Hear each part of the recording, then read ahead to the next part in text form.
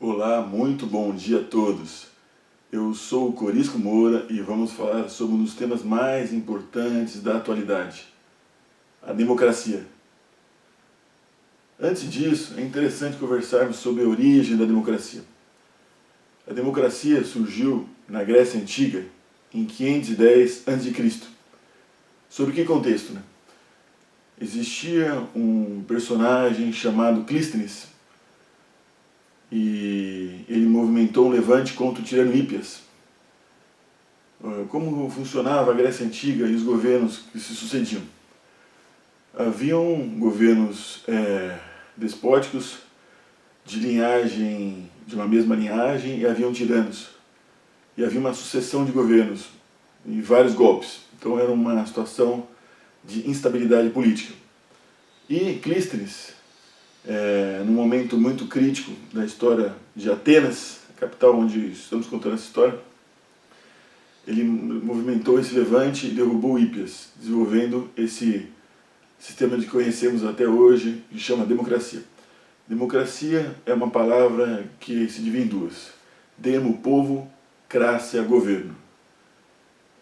Existe também uma segunda variável, onde colocamos demo, povo, e kratia, poder. De qualquer forma, a democracia, na época de Clístenes, ela colocava uma divisão de Atenas em demos, ou territórios. Ali, em cada território, os cidadãos se reuniam em eclésia, na eclésia. A eclésia era a Assembleia Geral. E votavam, elegiam os seus representantes e discutiam sobre os contextos da sua sociedade.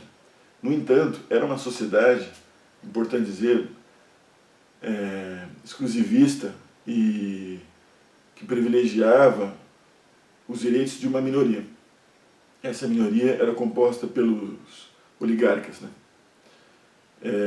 Então, nesse sentido, só podiam votar homens com mais de 21 anos e atenienses, estando excluídos as mulheres, os escravos e os estrangeiros, que eram muitos também em Atenas.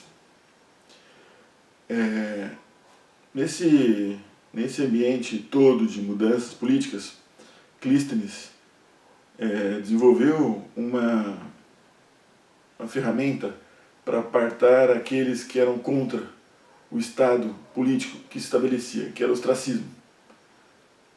Então, personagens que se opunham belicosamente contra o governo eram afastados da cidade, dos muros da cidade, por 10 anos. Interessante lembrar que esse ostracismo ele existe em vários contextos da história. E naquele momento não existiam mídias sociais, internet, nada disso não existia. YouTube, Facebook, WhatsApp. As pessoas realmente saíam da cidade e ficavam incomunicáveis, né? Pensando agora particularmente nesse regime democrático, nessa primeira democracia ateniense, essa reflexão nos remete a um outro tipo de questão. Como era o mundo antes, o mundo ocidental particularmente, antes de Clístenes, antes de Péricles, que sucedeu alguns anos depois a Clístenes e mudou alguns detalhes dessa democracia, como era como se organizavam as sociedades antes e depois dele. Então, recorrendo a essa questão, é interessante pensarmos, o ser humano foi sempre um ser social. Então, o ser humano sempre viveu em coletividade. Nós temos registros sobre os regimes políticos somente depois da história. O que é história? A história se estabelece no momento em que se desenvolve a escrita como registro do tempo que se sucede, de opiniões, transformando-se num ponto de vista. Antes disso não existia o registro, então, antes da escrita, a descrição do tempo passado inexiste e passa a ser apenas especulativo. Então a gente apenas especula.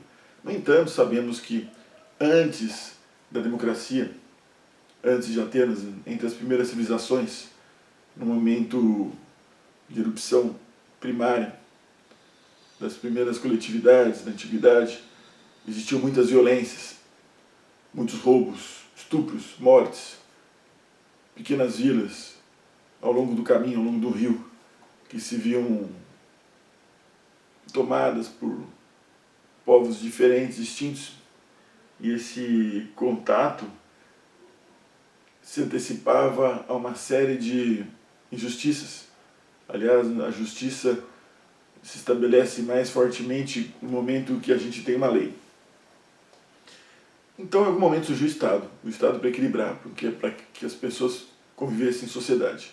Foucault dizia, e isso é interessante que citemos ele, que no sistema monárquico, o rei, ele, de forma geral, estabelece a lei. A lei é algo interessante para o rei.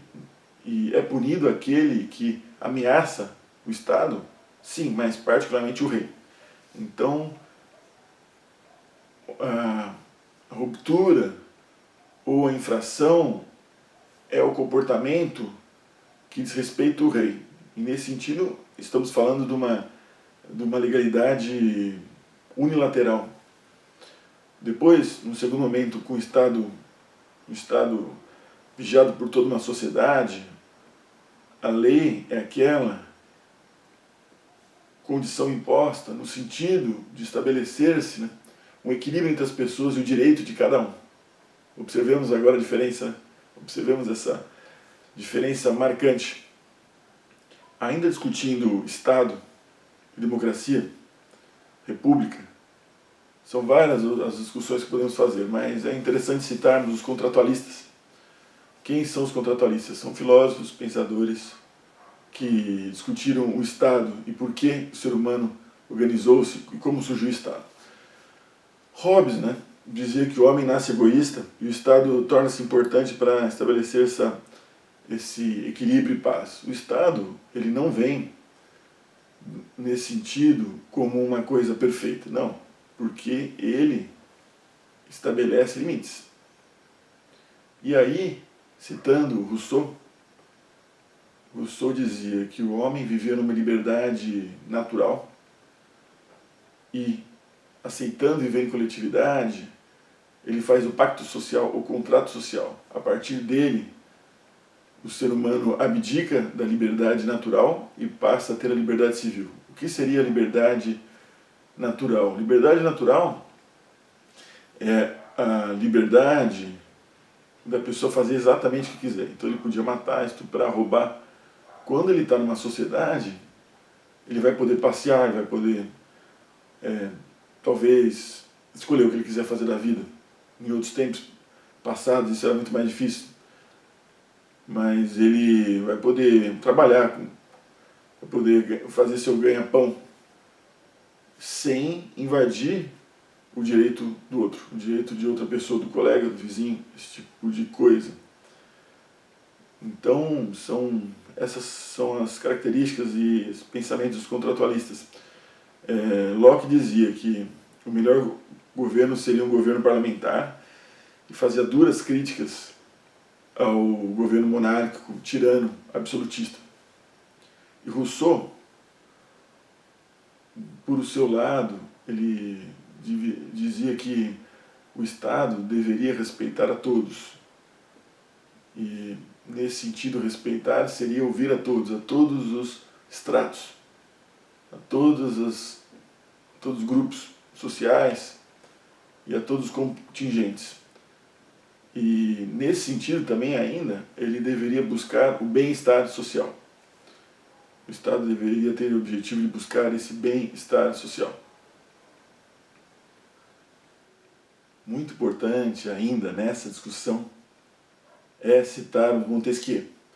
Montesquieu, enquanto grande pensador, cuja obra permeia a história da humanidade, ele falava da importância do equilíbrio dos três poderes. O executivo com o seu presidente, o legislativo com a Casa de Senadores, deputados nas cidades, os vereadores, e o judiciário com o Supremo Tribunal, com seus juízes e repartições. Esses três poderes, trabalhando em equilíbrio, vão garantir a democracia. Apenas um paralelo há de se pensar. Quando um poder ameaça o outro, estamos às portas de uma ruptura, de uma ameaça ao regime democrático, a uma ameaça a tudo que foi conquistado, não com tranquilidade, mas a duras penas. Agora, refletindo sobre essa ameaça que ocorreu, tem ocorrido ao regime democrático, regime esse de mais de um milênio, no país particularmente, alguns órgãos, e primeiramente a USP, estabeleceu a Carta pela Democracia. Junto a ela, depois, se uniram as entidades e, recentemente, o Ministério Público fez um manifesto e organizou um documento em defesa do modo democrático. E, como falava, cientistas se reuniram a esse coletivo, artistas e até recentemente delegados, em suma, toda uma sociedade.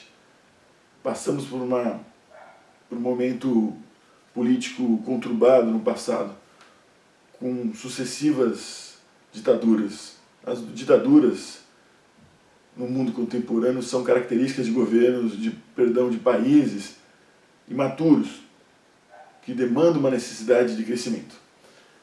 A Carta pela Democracia, ela fala do abalo ou ameaça à democracia e aos direitos de cada um. E aí vivemos, no nosso país, sim, uma ameaça ou uma restrição dos direitos individuais com um ato institucional, sim, na ditadura do século passado.